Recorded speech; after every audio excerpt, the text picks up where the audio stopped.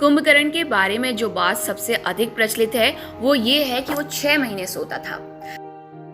साल में 6 महीने सोने का वरदान उसे वर्षों तप करके ब्रह्मा जी से मांगा था।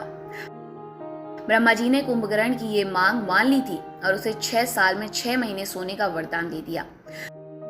बचपन से आप इस कहानी को सुनते आए हैं, लेकिन अब शोधकर्ता इस कहानी पर सवाल उठाने लगे हैं। उनका सवाल यह है कि जो व्यक्ति ब्रह्मा जी को प्रसन्न करने के लिए वर्षों तप कर सकता है, वो 6 महीने तक निष्क्रिय रहकर सोने का वरदान क्यों मांगेगा?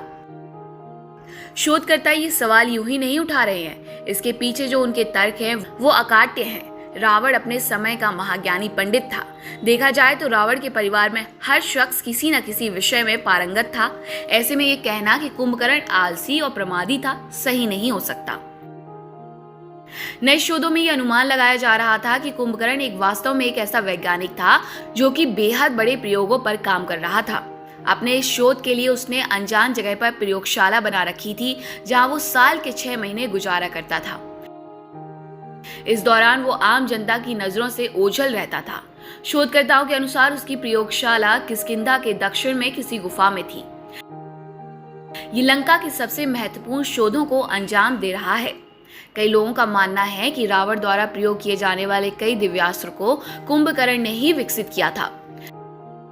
कुंभकर्ण ने कई तरह के विमानों का भी विकास किया था।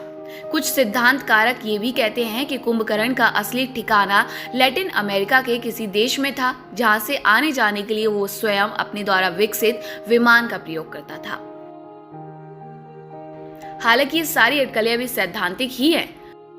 शोधकर्ता इन सिद्धांतों को प्रमाणित करने के लिए भौतिक साक्ष्य की तलाश कर रहे हैं।